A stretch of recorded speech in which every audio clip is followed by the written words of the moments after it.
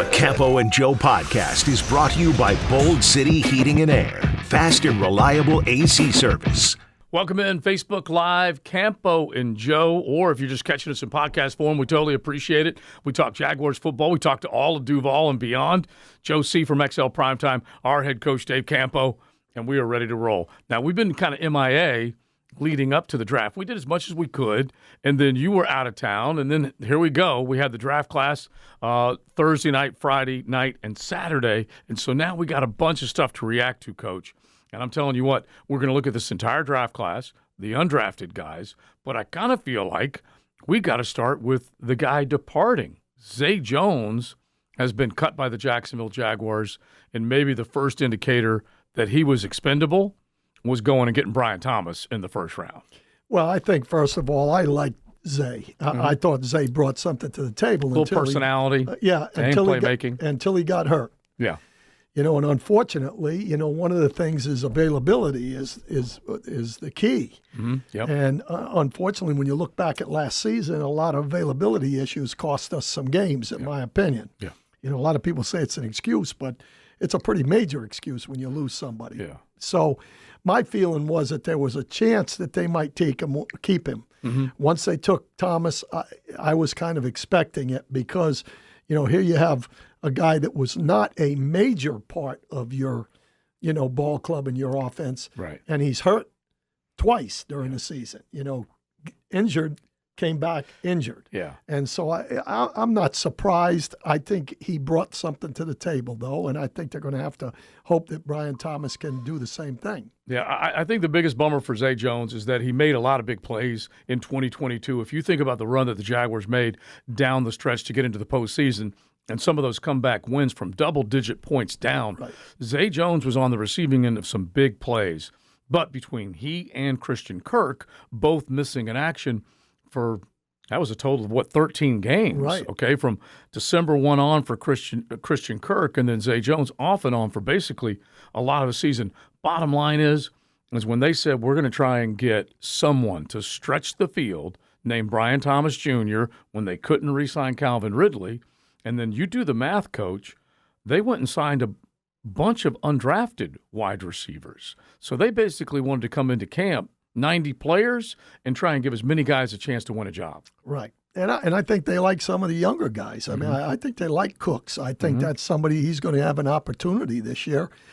But you also have Duvernay, that figures into the receiver total, especially on game day. Right. And, even though he's not the true receiver they're looking for. So, obviously I feel bad for Zay because I liked him, but at the same time, business is business. And, they feel like they got better in the receiver room, and they're going to give some younger guys a chance to make some plays.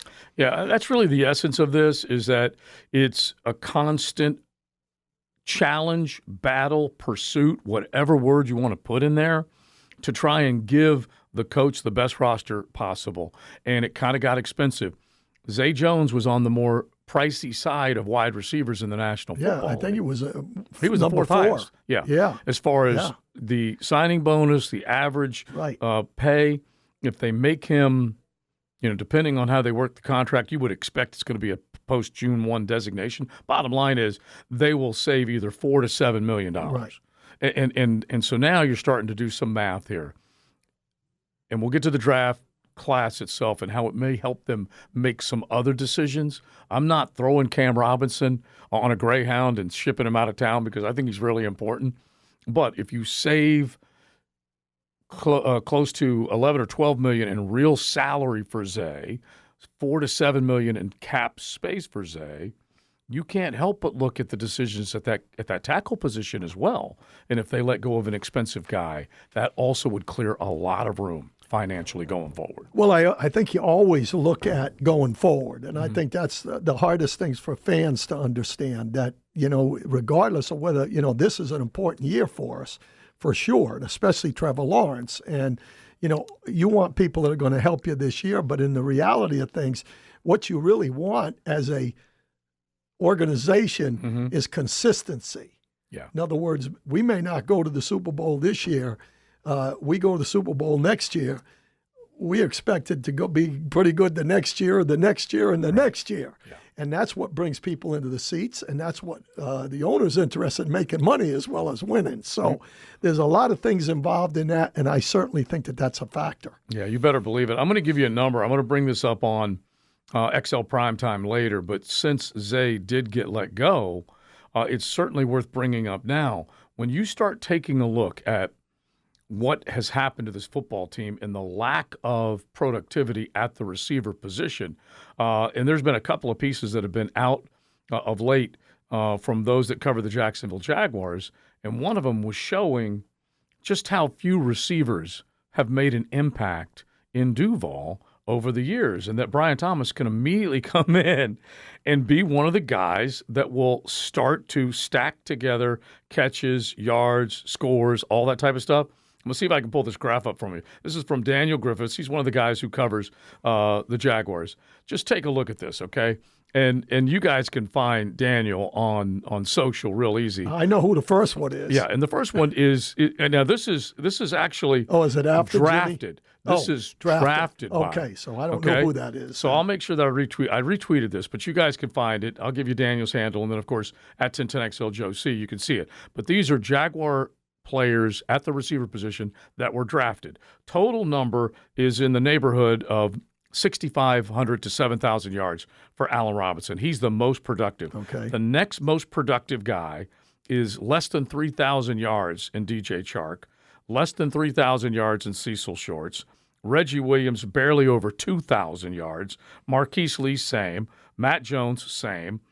Ernest Wilford, same. Right. So, honestly, Coach, you start going down the line, that's ridiculous that you had that many guys, Mike Sims Walker, Mike Thomas, Dede Westbrook. Dede Westbrook was a Bolitnikoff Award winner and had less than, about 1,500 yards receiving here. Yeah. I think that's ridiculous. Well, one of the things I think back when you add some of the guys that were here, the Wolfords and some of those guys, right. That was a run football team at that time. Yes, it was, for sure. And I was here during that period of time. And to me, you didn't expect as much out of those guys because of that. That you were going to make your hay with Garrard, for example, being able to run, to be able to make some things happen other than just throwing the football.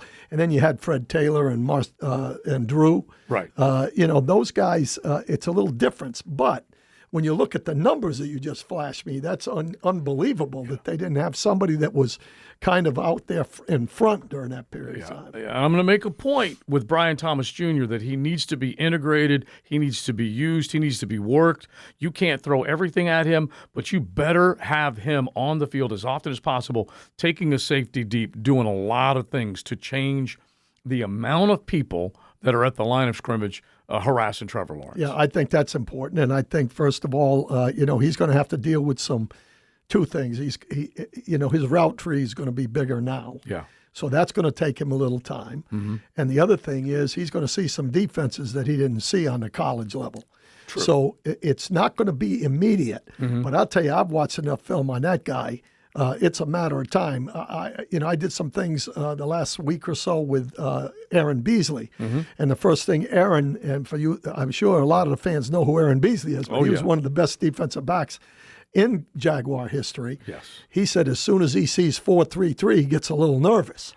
Well, when you're a really good player, you shouldn't get nervous with anybody. But when you see 4-3-3 and a guy that's as tall as he is, 6'3", that makes you a little nervous and backs you up a little bit. Yeah, so just to give you an idea of what Brian Thomas Jr., anyone watching Campo and Joe, you guys know, you've seen it, you've studied it, but let's just remind people, he was at the top of the college football world when it came to hauling in scores. And that's the thing that you want more than anything else, is to take defenders deep. Make sure you do whatever you can to change the way the defense has to account for you. He led the nation in receiving touchdowns with 17. He had, over a course of 3 seasons, now this is worth pointing out, Coach, is he a one-year wonder because he led the nation with 17?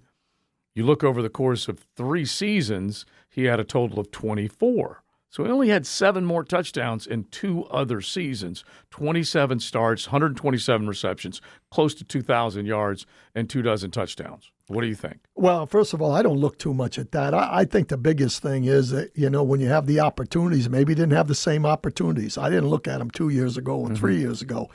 But, you look at what that kid did today, this year. I'm a big proponent of, let me just give you an example. Pittman from the Colts. Yeah, Michael Pittman. Yep. I was with him at USC. He had great body control. The ability to go get the ball, change direction, and stop, right, and come back to footballs and stuff like that. That's what this kid has. But Pittman doesn't run 4.3. True. You add the combination of those two things. That's what makes this kid, a viable number one, and should have gone higher than he did, which he would have if we'd have stayed 17. I believe that. Right. And so for me, I think that was an outstanding pick. Some of it is always going to be hopeful that things are going to go forward, and it's not a one-year situation, but the kid has too many positive things. Great character, off-field, excellent. You're not going to have any problem with the kid. He's humble, but he's extremely talented. Yeah, his tweet, as soon as he was selected, can I get a Duval?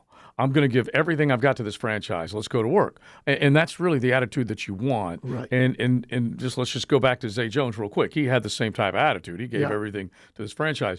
But you have to renew the roster. You have to renew the finances. You go get a guy like this, like you're describing. And look, I was all about it as far as receiver, offensive line. I definitely wanted interior defensive line help. I definitely wanted cornerback. So we're going to get to those coming up here in a second. But the other thing is, just to go back to the one thing that you were jumping on a minute ago with Jimmy Smith, you were thinking, Jimmy, Coach, this team went through basically a 7-year period, if I have this right, maybe even longer than that, without a 1,000-yard receiver. Yeah.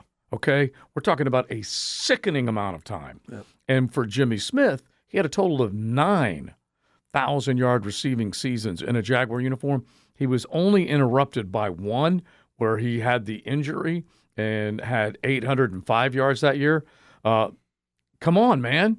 Yeah. You haven't had hardly any 1,000-yard receivers on this football team since Jimmy Smith. There hasn't been a back-to-back 1,000-yard receiver since him. Wow. Well, that's all the more reason to pick one. Hopefully this guy will be that guy, and you take him in that position, you're counting on him being something special in my mind. Yeah, and so you can't help but look at it. All right, so let's just keep going. Let's look at a few others because we're going to spend a lot of time in the offseason talking about these. Now, let's get to the second round. Real quick, though, before we do that, just Trent Baalke, your opinion on him trading out of 17, grabbing a couple of extra pieces of draft capital, which I thought was solid. You still get the guy you want. Yes, you passed on some cornerbacks, so you may live and die by that, but you also acquired capital. I would have bet a lot of money that was going to happen because when those quarterbacks came off, the first 6 came off out of the first 12 picks, I knew that there was going to be about 4 or 5 guys that it was going to be there at 17, that if you made that pick, you were probably going to be happy with it. Right. And I'm talking about different positions, corner, offensive line, whatever it was, right? Receiver, whatever, defensive lineman. I felt that there would be 4 or 5 of those guys. Well, that's what you do in that situation. If you have that group and the only thing I didn't know was where they had those guys graded. But if they were what everybody was saying they are, and I watched a bunch of them, they were all good players. Right. You have a chance to back up and gain picks. And I'm a big believer, which we didn't do enough of when Jimmy left, with Dallas back in the day. More picks, better chance of hitting. It's a subjective system. You're rolling the dice. Absolutely. You're playing that many more blackjack hands, however you want to describe it. So for me, that was a tremendous situation to still get the guy that I'd have been happy with a couple of other guys. Sure. But if that guy especially was the guy that they had zeroed in on, that's even better. Yeah. And to get picks for next year, that's a plus too. Yeah. Because, again, it's a matter of consistency.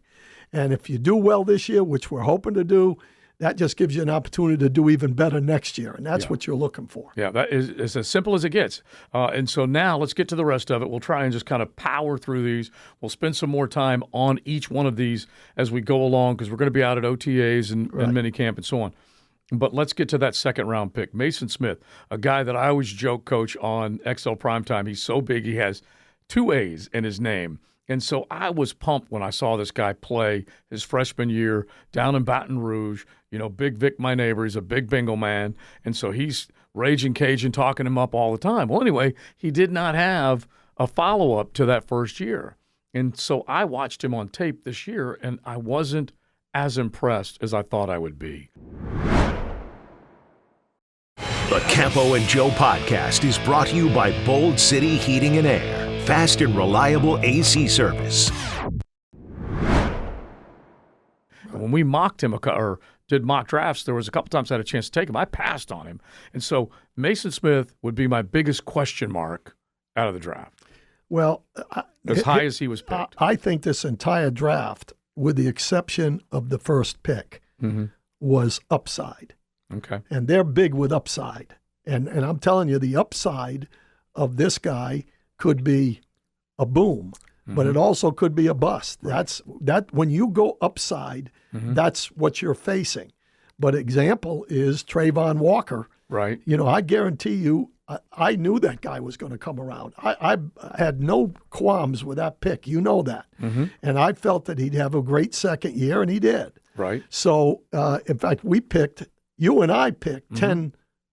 It wasn't it 10. You and I picked 10, right? Yeah. On how many sacks he was going to get. Yeah, this we went year. more than 9. So more than 9. Yeah, we were going to be around 9.5. Or 10. Well, we got there. Yeah. So, but my biggest thing with him is 2 things. First of all, I actually spoke to Ed Ogeron after the pick. That's okay, nice. And nice. Ed played for what was a GA for us back at Miami. That's how far back I go with Ed. Yeah. Ed said that the guy's got more talent. He in a given year. And let's point out, Eddie O recruited him. Yeah, Eddie O was basically brought him into LSU. Yeah. And he said this kid's talent ceiling is if he did exactly what they had saw in him originally, right, he would be in the top 5 or 6 picks in the draft. Okay, so let's start there. The second thing is he's had 6 defensive line coaches since Ed came. Bad business. Bad business. Okay? 6? Then you add the injury. Okay? So you're a year now away from that injury. This year was 1 year after the injury. Right. Now you're 2 years after the injury. And then the next one that gives me hope is that they brought in Pete Jenkins to clean things up. And Pete Jenkins is, in my opinion, the best technical defensive coach maybe in the history of the NFL. Whoa. I mean, really? The guy is unbelievable. Every defensive line coach in this country has talked to Pete Jenkins about something. Okay. I like that. I like hearing that part of it. I didn't realize that he would be that high up as far as what you're thinking, but that guy comes in and immediately basically either installs order or restores order. Which one? I think installs. Installs. Yeah. But the one other thing I forgot, Ryan Nielsen's mentor is Ogeron. Oh, yeah. He's close with Ogeron. Really close. He named Eddie O as one of his greater coaching influence. Absolutely. Yeah. So my whole feeling is that they've taken a look at this guy. And, we hear this all the time. Defensive guys think that they can fix all college guys. Yeah. Sometimes it works, sometimes it doesn't. But the key is he's got a lot of – and Matt House. Everybody's forgetting Matt House. Matt House, I knew Matt House when he was at Kansas City. Right. Not defensive coordinator, but as an individual coach and being able to teach, Matt House can do it. Okay. And I liken back in that. And maybe I'm taking too long here, but no, I like this pick. Okay, so I go back to when I left Dallas to go to the University of Kansas. I struggled big time with the difference between the Big 12 and the NFL. Okay, as a defensive coordinator, because That's Matt House's problem. Matt House came from the Kansas City Chiefs, went to LSU, and it's a completely different thing defensively. So he's a better football because my point that you might look at and say, well, that was the worst defense in the history of the NFL. Well, listen, Matt Hayes is going to point that out to you on absolutely, the show. And I don't have a problem with that. I can answer that question. And I tweeted it out. And I'm joking, half joking, but I said, does Trent Baalke know that he drafted 2 players in the first 4 rounds off of defense that gave up 416 yards, 108 outside of the top 100? So I was one of those guys. Rest in peace. Relax. Patience is a virtue. I was going nuts. And by the way, like I said, I liked Mason Smith, and I felt like I should have gotten more out of him. I agree with you. And Jordan Jefferson, meanwhile, is a 4th-round pick. Yep.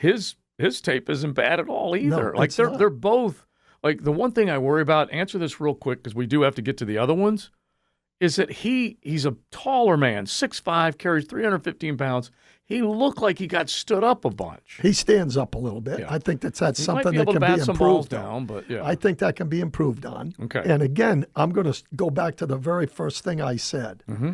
Boom, bust. Okay.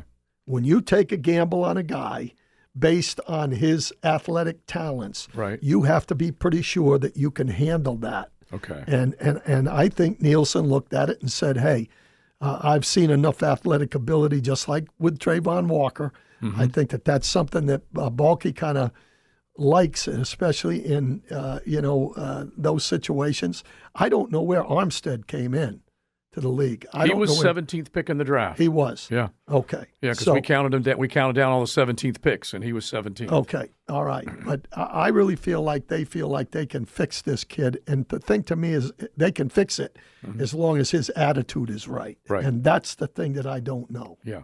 And I don't want to throw any player that I haven't seen on a professional level in a pile and prejudge him. I don't want to do that, right, because I do think that he has the potential to be a really, really good player.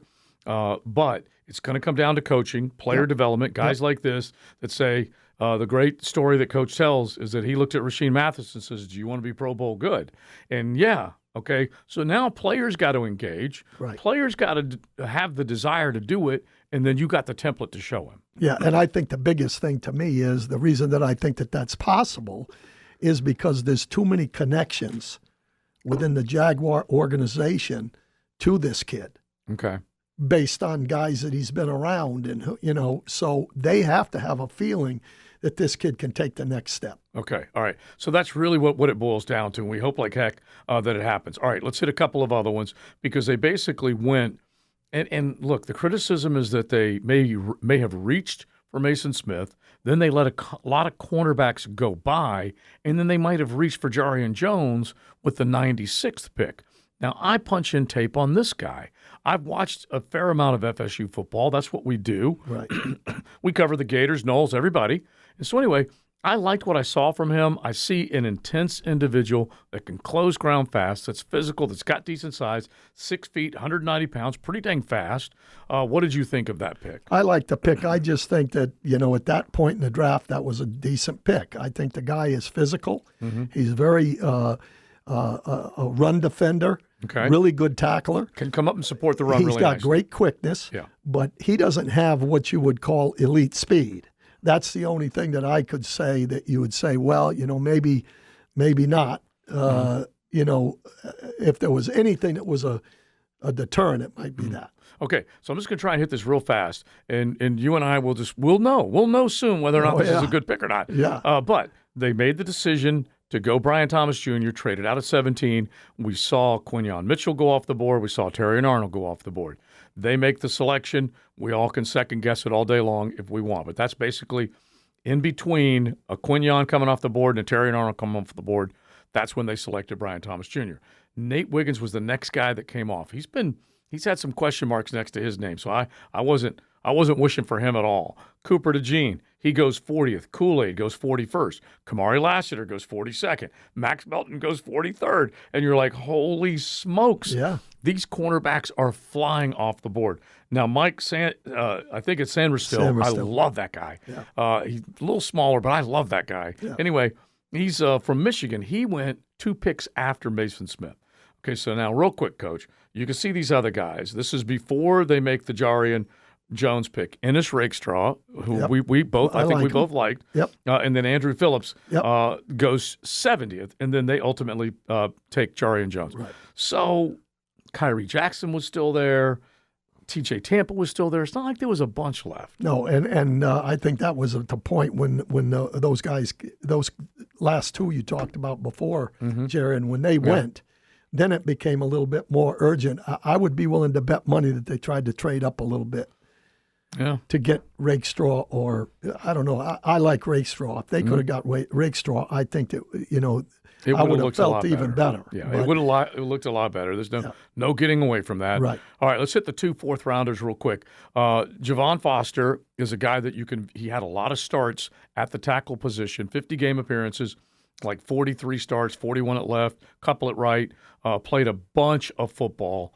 Him and Jordan Jefferson, the 2 fourth-rounders. Well, I like both those guys. I mean, I think Jefferson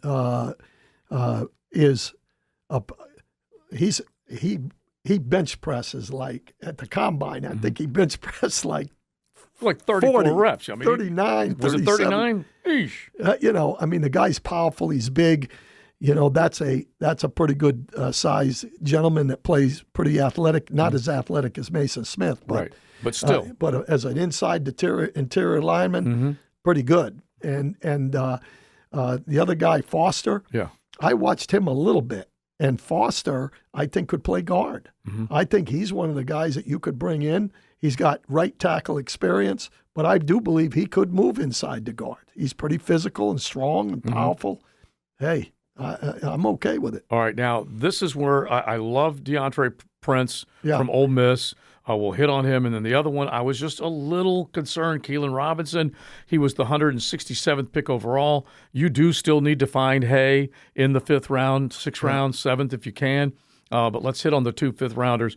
Prince first and then Robinson, who's going to be viewed as a return guy. Yeah, I've heard good things about Prince. I have not looked at him, so I can't really answer that question on him. I hear good things. All right, let me give you some numbers. 153rd overall, 4 seasons at Ole Miss, hotty toddy, got to say that. 146 tackles, 27 passes defended, 6 interceptions, 6 tackles for loss, 2 forced fumbles. He's another physical guy that will come and hit you. And that's the thing everybody likes about him, from what I can understand, is the fact that he's a physical, kind of a cover 2 type corner, press corner where he can get his hands on somebody, and I think that's where they're leaning. And then the other kid, he's strictly a return man in my mind. I don't know that he's going to push that running back. I think once we get, like, I saw a little tape of him, little wheel routes coming out of the backfield. He can do some third down things, which is cool. But he didn't do a whole hell of a lot running the football. We know that. He's a speed guy. You got a crease, boom. I had a Bama fan text me when we were talking about him yesterday. He goes, I could walk through some of the, and of course they're being critical, but I could have walked through some of the holes. That was the only way that he was able to break loose. Right. But 9th in Texas Longhorns history with nearly 900 career return yards. Yeah. That's what they're getting for. We're going to study, and I say we, I mean he, we're going to study the kickoff return game with the new rules, and you're going to tell us whether or not this is a smart pick or not. Well, all I can tell you about those new kickoffs, you got a better chance of breaking something in that situation than you do in the other. And it's because of one thing. On that front group that's coming down the field, not as much speed as it used to be. If you pop that line, it's over. Yeah. Forget it. And that's why you need, and do you need a physical guy like this? Yeah, well, they're closer. Oh, you're going to have a bunch of big linebackers and everything else in that front on defense. Yeah, so you need a physical guy like this, right? Yeah, and you got to have some speed. Okay, all right. Cam Little, a kicker. They went and got him in the 6th round, 212th pick overall. Decent leg, nothing great. 3 seasons down in Arkansas. Sue Pig Suey played in 38 games, 53 made field goals. 129 extra points, didn't miss a single one. A little bit of a different situation in the NFL, K-ball and all that kind of stuff. But they cut Joey Sly today, the same time they cut Zay Jones. And so they're telling this cat, come on in. Come on in. It's a battle. You and what's our guy? I've forgotten his name already, the other kicker. Oh, yeah, Joey Sly. No, the other kicker. Riley Patterson. Patterson, yeah. You know, there's going to be a battle, and whoever comes out, comes out. And I'm not opposed to taking a kicker in the later rounds if he's good enough. Yeah, there were 3 of them that were taken kind of in a little pack right there. Yep. And so that tells you more than anything else. All right, and so when it's all said and done, they signed a handful of undrafted guys. I said the 7th-round pick yesterday is a guy that I liked, and I'm going to keep an eye on him out of Texas Tech, Miles Cole. Yeah. Everyone's making fun of me and say, he's a 7th-round pick. Well, you know what? There have been fines in the 7th round, and he is a big end, 6'6", 280. He's a 4-3 defensive end for sure. And he can be that big end. Yep. Double RH can go inside in certain situations. I ain't against it. Yeah, and I haven't seen him at all. Yeah. So all I can tell you is that's a prototype of what you're looking for as a big end. I saw him as a very active player, Yeah, that's for sure. That's all good. right, we will wrap it up. We will do the undrafted free agents next week. We'll keep an eye on everything. Jaguars picking up the extension on Trevor and ETN, all that stuff. So we appreciate you guys listening, hanging out with us, watching on Facebook Live or YouTube or wherever you find us. Joe C. from XL Primetime, our head coach, Dave Campo. We'll talk to you next week. This presentation of the Campo and Joe podcast is brought to you by Bold City Heating and Air. Fast and reliable AC service.